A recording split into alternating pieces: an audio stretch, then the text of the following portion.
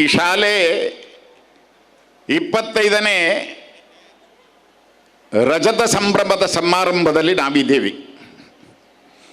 ನಿನ್ನೆ ಈ ಶಾಲೆಯ ರಜತ ಸಂಭ್ರಮ ಪುಟ್ಟಾಣಿಗಳಿಂದ ಎಲ್ಲ ಬಹಳಷ್ಟು ಉತ್ತಮವಾದ ರೀತಿಯಂಥ ಪ್ರದರ್ಶನವನ್ನು ಕೊಟ್ಟು ಪ್ರಶಂಸೆಯನ್ನು ಗಳಿಸಿದ್ದಾರೆ. ಇವತ್ತು ಅದರ 2ನೇ ಭಾಗವಾಗಿ ರಕ್ಷಕ ಶಿಕ್ಷಕ ಸಂಘ ಮತ್ತು ಹಳೆಯ ವಿದ್ಯಾರ್ಥಿಗಳು ಸೇರಿ 2ನೇ ದಿನವನ್ನು ಕೂಡ ಆಚರಿಸ್ತಾ ಇದ್ದಾರೆ. ಈ 25 ವರ್ಷಗಳ ಏಳು ಬೀಳುಗಳನ್ನು ನಾವು ನಿನ್ನೆ ಎಲ್ಲ ಹೇಳಿಕೊಂಡು ಬಂದಿದ್ದೇವೆ.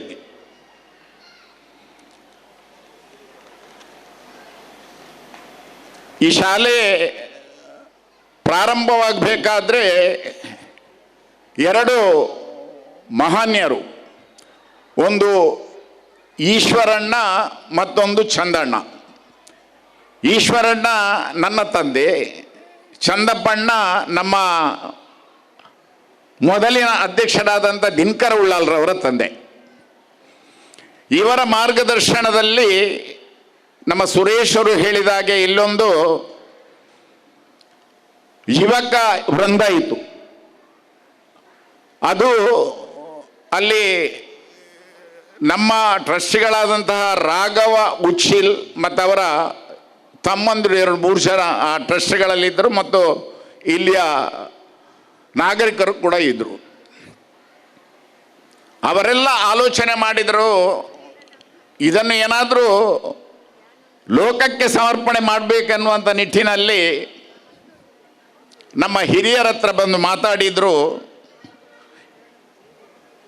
ನಮ್ಮ ಒಂದು ಚಿಕ್ಕ 1 ರೂಮಿನ ಕಟ್ಟಡ ಆಗ ಇದ್ದದ್ದು, ಖಾಲಿ 1 ರೂಮಿನ ಕಟ್ಟಡ. ಆ ಕಟ್ಟಡದಲ್ಲಿ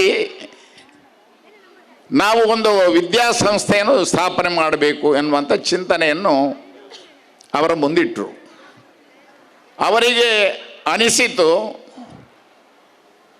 ನಮ್ಮ ತೀಯ ಸಮಾಜಕ್ಕೆ ವಿದ್ಯೆಯನ್ನು ಕೊಡುವಂತಹ ಸಂದರ್ಭ,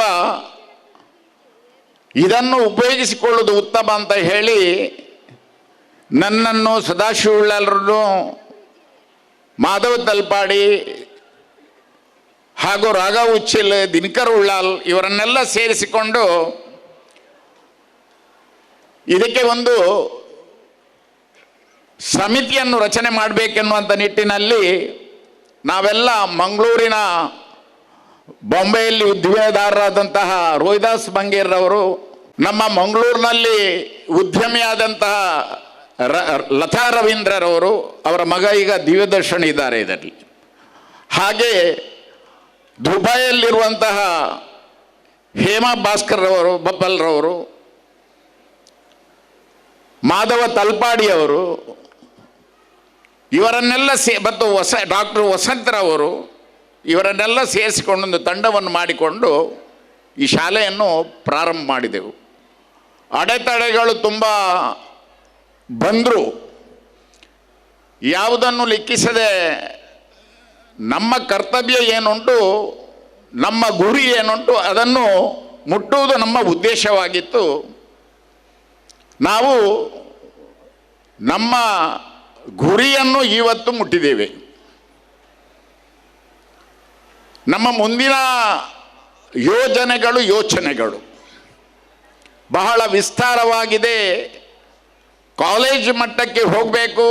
ಈಗಾಗಲೇ ಜಾಗವನ್ನು ಖರೀದಿಸಿದ್ದೇವೆ.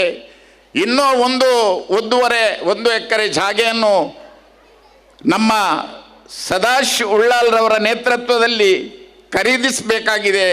ಈಗಾಗಲೇ ಮಾತುಕತೆಗಳು ನಡೆದಿವೆ. ಕಾಲೇಜುಗಳ ಪ್ರಯತ್ನಗಳು, ಯೋಜನೆಗಳು ಇವೆ. ಅದಲ್ಲದೆ ಅದರೊಟ್ಟಿಗೆ CBS ಇದನ್ನು ಕೂಡ ಪ್ರಾರಂಭ ಮಾಡಬೇಕೆನ್ನುವಂತಹ ಮಹದಾಶೆ ನಮ್ಮಲ್ಲಿದೆ. ಇದಕ್ಕೆಲ್ಲ ಕಾರಣ ಏನು ಅಂದರೆ, ನಮ್ಮ ಇಲ್ಲಿರುವ ನಮ್ಮ ಟೀಚರ್ಸ್ನವರು. ನಾವು ಯಾವಾಗ ಶಾಲೆಯನ್ನು ಪ್ರಾರಂಭ ಮಾಡಿದ್ದೇವೆ ಆಗ ಸುರೇಖಾ ಟೀಚರ್, ಗುಣಾ ಟೀಚರ್, ಪ್ರಮೀಳಾ ಟೀಚರ್ ಇವರು ನಮ್ಮ ಬೆಂಬಲಕ್ಕೆ ನಿಂತು ಈ ಶಾಲೆಯನ್ನು ಒಂದು ಮಾದರಿಯ ಶಾಲೆಯನ್ನಾಗಿ ರೂಪಣೆ ಮಾಡಲಿಕ್ಕೆ ಅವರ ಪ್ರಯತ್ನ ತುಂಬ ಆಗಿದೆ. ನಿಮ್ಮ ಈ ಚಪ್ಪಳೆ ಸಾಲದು.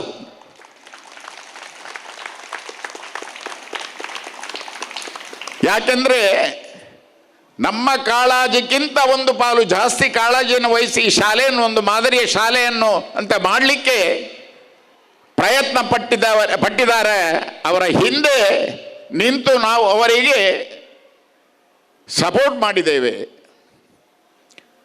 ನಮ್ಮ ಉದ್ದೇಶ ಚಿಕ್ಕ ಮೊತ್ತದಲ್ಲಿ ಒಳ್ಳೆಯ ವಿದ್ಯಾಭ್ಯಾಸವನ್ನು ಕೊಡಬೇಕು,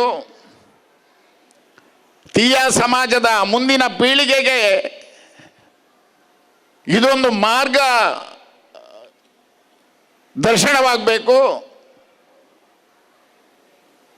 ಇವತ್ತು ಖೇದಕರ ಸಂಗತಿ ಅಂತಂದರೆ ನಮ್ಮ ಶಾಲೆ ಪ್ರಾರಂಭವಾಗಿ SSLC 15 ಬ್ಯಾಚ್ಗಳು ಇಲ್ಲಿಂದ ಹೊರಗೆ ಹೊರಟಿವೆ. ಒಂದು ಬ್ಯಾಚಿನಲ್ಲಿ 70 ಜನ ಅಂದರೂ 1,000 ಜನ, 1,000 ಮಕ್ಕಳು ನಮ್ಮ ಶಾಲೆಯಲ್ಲಿ ಕಲಿತು ಹಳೆಯ ವಿದ್ಯಾರ್ಥಿಗಳಾಗಿದ್ದಾರೆ. ಈಗ ಲೆಕ್ಕ ಮಾಡಿದರೆ 150 ಹಳೆ ವಿದ್ಯಾರ್ಥಿಗಳು ಇಲ್ಲಿ ಸಿಗ್ಲಿಕ್ಕಿಲ್ಲ. ಆಲೋಚನೆ ಮಾಡಬೇಕು, ನಿಮ್ಮ ಮನೆಯ ತಂದೆ ತಾಯಿಗಳನ್ನು ಹೇಗೆ ನೀವು ನೆನಪಿಡ್ತೀರಾ. ನಮ್ಮ ಗಣೇಶ್ ಭಟ್ರು ಈ ಮಾತನ್ನು ಹೇಳಿದರು. ಹಾಗೆ ನಿಮ್ಮ ಭವಿಷ್ಯವನ್ನು ರೂಪಿಸಿದಂತಹ ಈ ಶಾಲೆಯನ್ನು ನೆನಪಿಡುವ ವ್ಯಕ್ತಿತ್ವ ನೀವು ರೂಪಿಸಿಕೊಳ್ಬೇಕು. ನೀವು ಯಾವಾಗ ಈ ಶಾಲೆಯನ್ನು ನೆನಪಿಡುವಂಥ ವ್ಯಕ್ತಿತ್ವ ನೀವು ರೂಪಿಸ್ಕೊಳ್ತೀರಾ, ಆಗ ನಿಮ್ಮ ತಂದೆ ತಾಯಿಯನ್ನು ನೆನಪಿಟ್ಕೊಳ್ತೀರಾ, ಇಡೀ ದೇಶವನ್ನು ಕೂಡ ನೆನಪಿಟ್ಟುಕೊಳ್ತೀರಾ. ಇದು ನಮ್ಮಲ್ಲಿರಬೇಕು. ನಾನು ಕಲಿತ ಶಾಲೆ ನನ್ನ ಕೈಯಿಂದ ಏನು ಅದಕ್ಕೆ ಆಗಬೇಕು ಎನ್ನುವ ರೀತಿಯಲ್ಲಿ ನಾವು ಆಲೋಚನೆ ಮಾಡಿದಾಗ ದೇವರು ನಮಗೆ ಅದಕ್ಕೆ ತಕ್ಕ ಫಲವನ್ನು ಕೊಡ್ತಾರೆ ಎನ್ನುವಂತಹ ಮಾತುಗಳನ್ನು ಆಡಿಕೊಂಡು ನಮಗೆ ಗೊತ್ತಿದೆ. ಈಗಾಗಲೇ ಹಲವಾರು ಕಾರ್ಯಕ್ರಮಗಳು ನಡೆಯಲಿಕ್ಕಿದೆ. ನಮ್ಮ ಮಾತನ್ನು ಕೇಳಲಿಕ್ಕೆ ನೀವು ಕೂತ್ಕೊಳ್ಳಿಲ್ಲ. ಈಗ ಕಾರ್ಯಕ್ರಮ ಪ್ರಾರಂಭ ಆಗ್ತದೆ. ಆದ ಕಾರಣ ಜಾಸ್ತಿ ಮಾತಾಡದೆ ನನ್ನ ಮಾತನ್ನು ಮುಗಿಸ್ತೇನೆ. ಇವತ್ತಿನ ಈ ಕಾರ್ಯಕ್ರಮಕ್ಕೆ ನನ್ನನ್ನು ಕರೆದು ಮಾತಾಡಲಿಕ್ಕೆ ಅವಕಾಶ ಕೊಟ್ಟಂತಹ ರಕ್ಷಕ ಶಿಕ್ಷಕ ಸಮಿತಿ ಮತ್ತು ಹಳೆ ವಿದ್ಯಾರ್ಥಿ ಸಂಘ ಇವರ ಪದಾಧಿಕಾರಿಗಳಿಗೂ ಎಲ್ರಿಗೂ ನನ್ನ ಅಂತರಂಗದ ವಂದನೆಗಳನ್ನು ಹೇಳುತ್ತಾ ನನ್ನ ಮಾತನ್ನು ಮುಗಿಸ್ತಾ ಇದ್ದೇನೆ. ಜೈ ಹಿಂದ್, ಜೈ ಭಾರತ್ ಮಾತಾ.